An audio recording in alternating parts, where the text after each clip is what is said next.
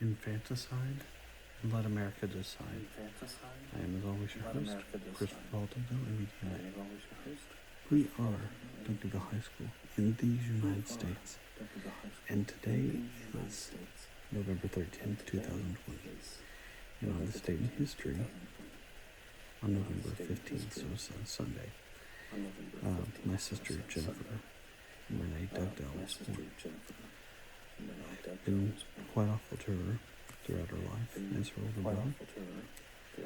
I threw her 40th birthday party, inviting all of her friends and several family members over when she was 38. She had her 40th birthday party. So 50 is coming up pretty soon for her. Happy birthday, Jennifer.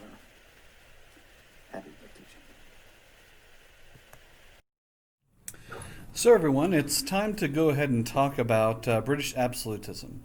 Now, if you remember, we had the Tudor dynasty. That was Henry VIII.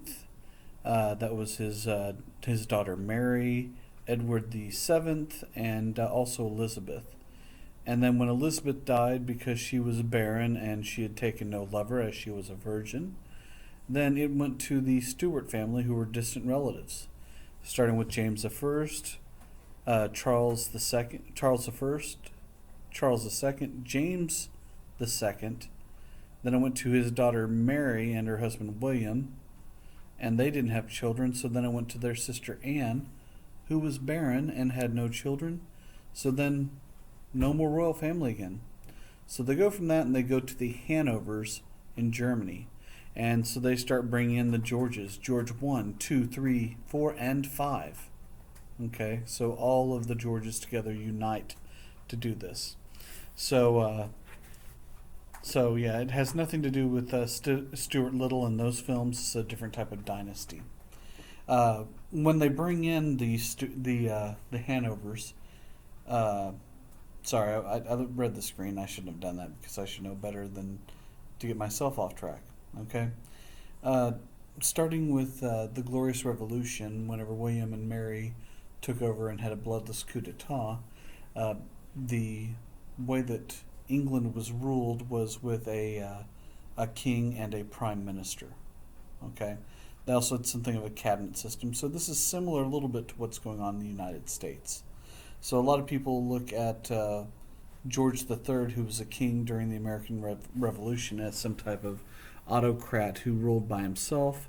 The truth is, he did have to work with a prime minister and with Parliament. Okay, so the Bank of England, this is one of those pivotal moments in history where, something that doesn't seem like a big deal becomes a really big deal. And what happens is the Bank of England, okay, this issues stock to pay for government debt. Now, generally what happened in the past is all of the debt of the kingdom would be the debt of the king. But now this kind of helps to split the riches of the kingdom from the king. Okay? By financing everything this way, it will generate wealth for England, and this money will be invested. Okay? The government will borrow money from the bank to help pay its debts. And as a result, England would issue paper currency. Okay? And so this is really kind of the first time you have a real modern currency and paper currency, so that instead of having to carry around gold and silver or using the barter system, this really changes all of this, and this is really done in England. So you do have gold coins in some countries that are used for payment, but the idea of using paper makes this a lot easier. And in 1801 they have the Act of Union, which makes Ireland more of a part of Great Britain.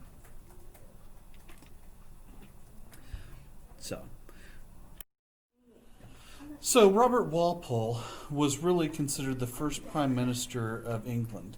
Okay, this is not a role that existed before this, and by Prime Minister there were other ministers, but his main job was to be the leader over all of them. Okay, so he appoints a lot of other people to lead other departments, to fight off government debt, and issue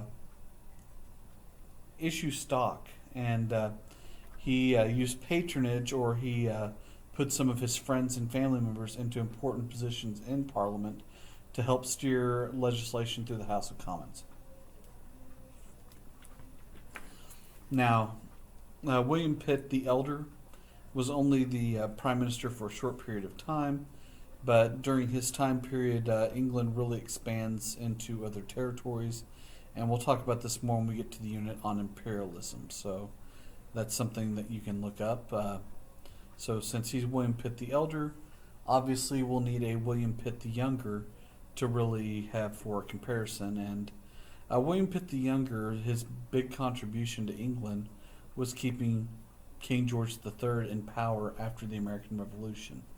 A lot of people were trying to break up England into smaller portions, and what he does is able to stave off everyone and also keep King George in power. In fact, if you look at it, King George III, who was the King of England during the American Revolution, is really going to have one of the longest reigns. He's still in power during the War of 1812, which was about 40 years after the American Revolution started. So he has a really long reign.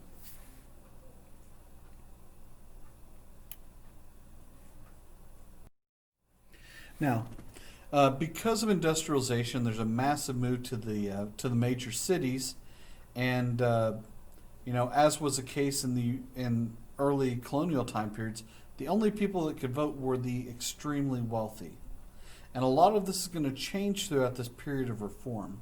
Okay, for one, the British East India Tea Company, or the British East India Company, is going to become much more centralized under Parliament.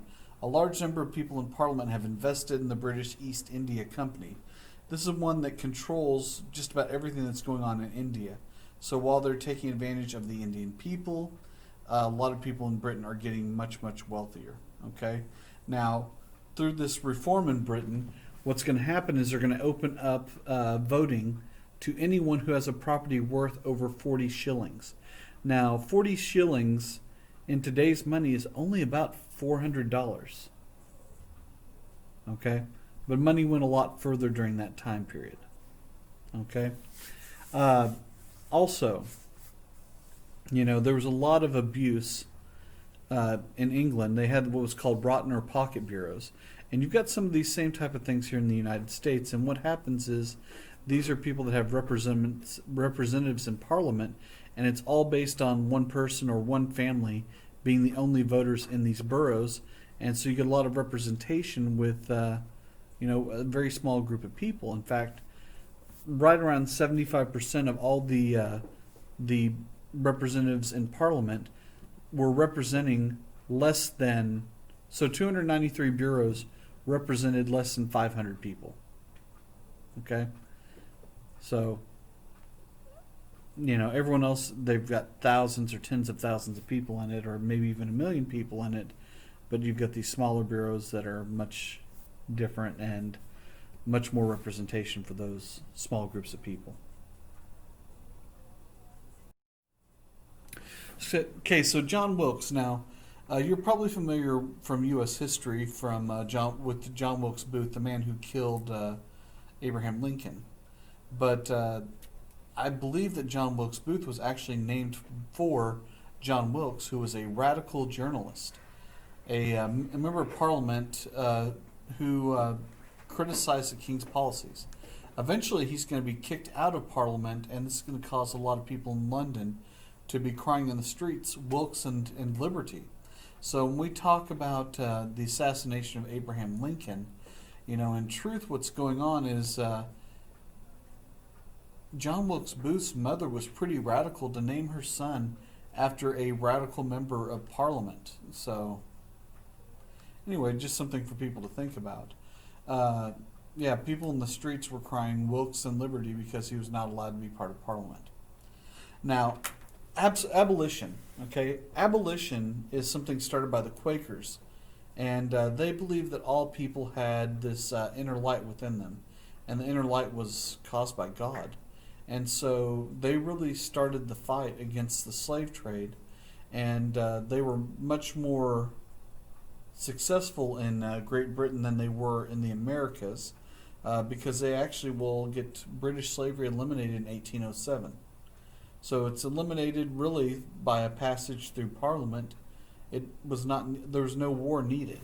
So it's much different than what's going on in the United States at the same time. Okay.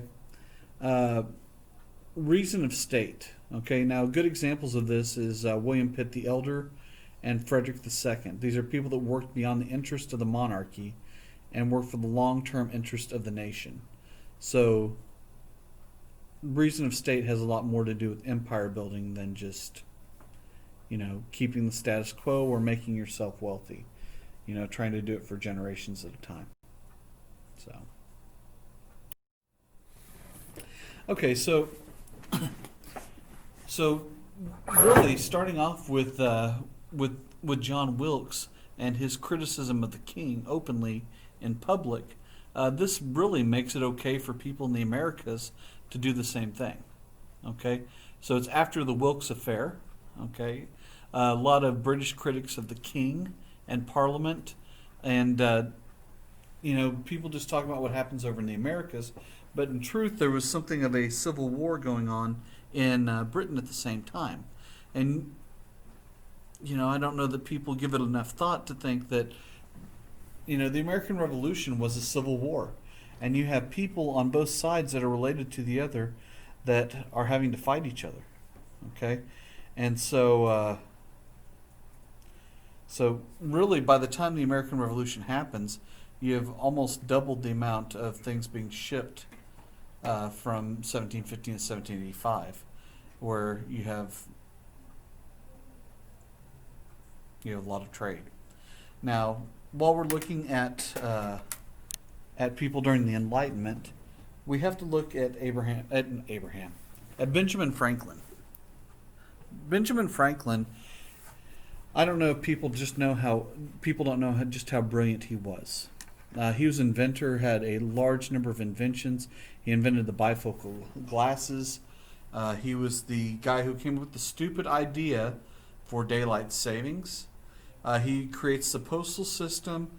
He helps create some of the early currency of the United States and comes up with ideas to make it much more harder or much more difficult to counterfeit U.S. currency. Okay, he was a diplomat, and he helped compose the Declaration of Independence. He was a real Renaissance man. He created his own musical instrument, the glass harmonica, and created his own music to go along with it and played it in Europe. So, a very enlightened individual, and he was very popular whenever he got to Europe. And one of the things I didn't talk about really before was all the groupies that there were for all these Enlightenment thinkers, where if you were an Enlightenment thinker talking about these things, you did not spend any nights alone if you follow me. If you don't follow me, you had lovers. Plural, multiple lovers. Anyway, so I'm moving on. Thomas Jefferson, okay? Another great Enlightenment thinker of the time. He wrote the Declaration of Independence. He's a real believer in deism. He was one of the best read people in the Americas throughout his lifetime. He promoted religious toleration, and he spoke against owning slaves, even though he did own slaves. On a really sad note, he had a chance to end slavery at a much earlier time, but he was like, nah, I'm going to be racist. In fact, I'm going to have children with my slave, and I'm not going to recognize them or even free them. They will, if I have anything to do with it, they will die in slavery. Because I'm Thomas Jefferson, and I like to make my kids serve as slaves. So, nice one, Thomas. Someone beats the crap out of you. Anyway, Thomas Paine. Okay, Thomas Paine is best known for a piece of literature he writes on American history called Common Sense. But he actually gets pretty active in the French Revolution. He writes something called The Rights of Man, and he defends the radical movement for equality and liberty. He will also, in the Age of Reason, defend deism. Okay, and we'll talk about that a little bit more in detail here in just a little bit. But the French Revolution gets extremely radical to the point where they basically go on a tear of decapitating just about everyone they can get their hands on. About 10,000 people will die in the guillotine. Anyway. Okay, so since seeing how the model worked in Britain for developing a paper currency, France is going to try and do the same thing. Okay, they're going to develop a system for paper currency and paying public debts by banks, and this is going to be something that is going to be under the leadership of John Law. Okay, but it's going to fail, and it's also going to slow French economic growth. Okay, up until this time, in just about every kingdom, and I mentioned this earlier with Great Britain, the debt was considered to be the debt of the king. Okay, and so kings would have to manage the debt of the nation as their own debt. And Louis XIV is going to leave France with a massive debt, and a lot of it is going to go from building Versailles, his massive palace. Okay, he also has a large number of territories that he has to care for, and this is going to be something that causes a problem for his successors.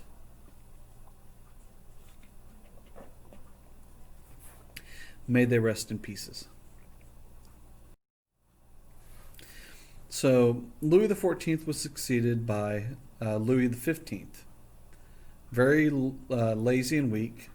Okay, spent a lot of time focused on his mistress, the Madame de Pompadour, and basically he did a lot of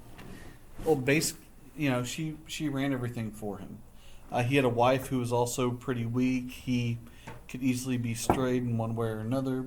Not the kind of person you'd want to have in charge of your country. And then they take even a further step down with his son, Louis XVI.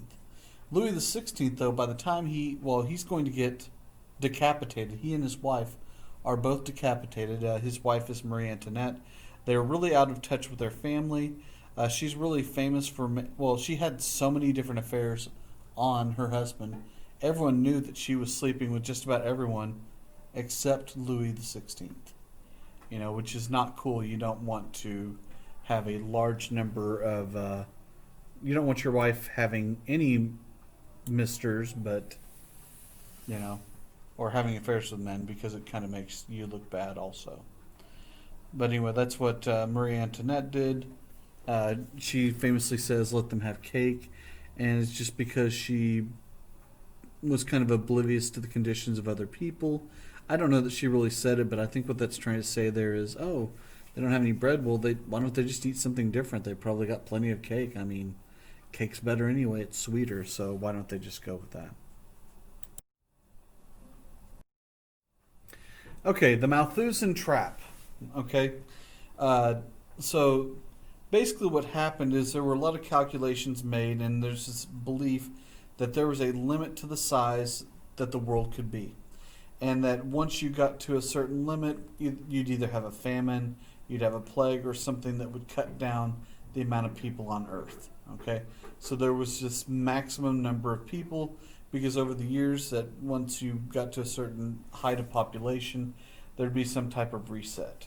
Okay, so you have these big time periods of population growth followed by decline because of scarcity of resources, because of war, because of disease.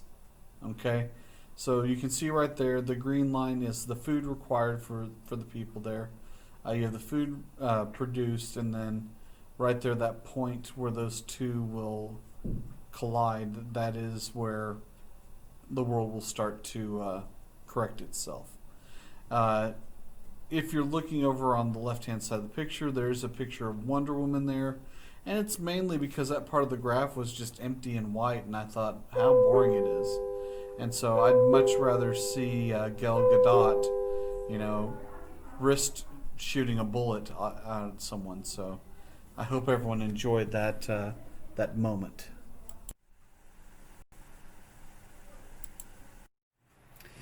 So from 1720 to 1790, the population increased by over 50% in Europe. So 120 million to 190 million. Now, there are a lot of reasons for this happening. Okay, number one is going to be diet. There was a large variety of food. A lot of this had to do with the Columbian Exchange and new foods that were introduced from the Americas, and also to a certain extent from Asia, and some parts of Africa. So all these new types of food help end malnutrition and famine in the in Europe at this time. Okay, transportation improvements. So you have roads and canals that make transportation better. So it's easier to get food to all the outskirts or to all the different areas of the kingdom, or across areas that were much more difficult to cross. There were a lot more active trade routes as a result of all these different roads and canals being built during this time. You have the decline of the plague. Okay, the bubonic plague, even though we talk about it really hitting in 1453, there were still active waves of it that were coming every 15 to 20 years, because they're still active on the fleas on rats, and you have a very dirty Europe by our consideration today, that you just have wave after wave of the plague killing. 10 to 15% of the population over the centuries were killed from the bubonic plague. So more reasons for the increase of population. You also have Europe's little ice age. There was an ice age that happened in Europe, cooled everything, made the growing seasons very short. So there were always large famines as a result of very short growing seasons. And so whenever this ice age ends in 1750, then you can grow crops over a longer period of time. As far as medical improvements, Edward Jenner introduces a smallpox vaccine in the 1800s, but you still really don't have any type of education system for doctors to really make major differences in the field of medicine. So there is that. Now, let's move on to something that, today, one of the most controversial subjects is abortion. But what do you do in a time period where you have an unwanted pregnancy and no abortion? Well, this is one of the horrible things here, where sometimes you just abandon children, drop them into rivers, drop them into the sewers, and anyway, I'll get into this here, but in Austria in 1784, the practice of sharing beds with your babies was outlawed, because there were some women that would accidentally roll over in the middle of the night and smother their babies to death. In Paris, 1/3 of all the babies that were born were just gone. They just took them and dropped them in hospitals and abandoned them. In Rennes, France, they emptied out a storm drain and found 80 infant skeletons where people just dropped them into a storm drain. And that was not uncommon at all in Paris, to where you would just find, the skeletal remains of babies just kind of left in the streets, or babies would just be dropped off and just kind of left in places. People were impoverished and people didn't know what to do, and so this was a much simpler thing to do with children that they didn't want. Okay, so this is infanticide, killing of babies. Just we don't want you, we don't love you, and rather than letting someone else adopt you and take you in, we are going to drown you and make sure that you're not here anymore. So I know this might sound bad, but it's worse. If it only sounds bad, it's worse, and you're a bad person. Sorry to let you know that now, but better today than tomorrow. Okay, so child rearing. Okay, so basically for a long time they just treated children as small adults. They wore adult clothing, when possible, and people started writing their own philosophy on what you should do.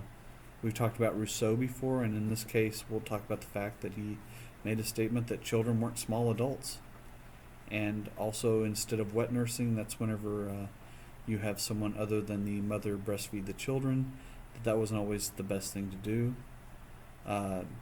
So people with money started buying age-appropriate clothes, books, and games for their kids to enjoy life more than they had before in previous generations.